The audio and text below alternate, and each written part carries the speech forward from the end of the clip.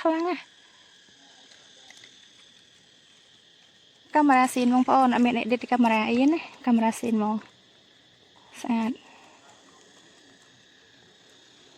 នីអនជប៉ុន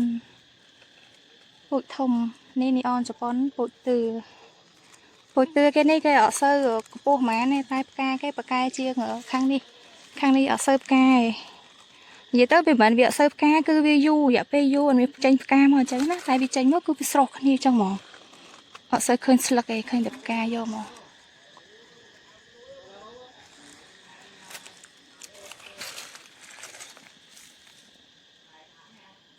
ស្អាតខ្លាំង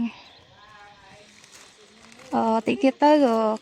វារយផ្កាទៅកាត់បបែកតទៀតដែរអានេះក៏អត់សូវត្រូវកាត់ទឹកណាបងប្អូនបដាច់ទឹកវាមិនមានចេញផ្កាស្អាតបើសិនយើងដាក់ទឹកខ្លាំងពេកវាអត់ស្អាតទេអត់សូវផ្កាតែយើងដាក់ទឹកខ្លាំងទៅវាដក់ទឹកគឺវាអត់សូវផ្កាវិញ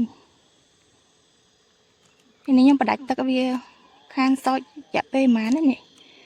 ចិត្តមួយទឹកទេចេញផ្កាមកស្រស់ហ្មងស្អាតខ្លាំងមែនតើ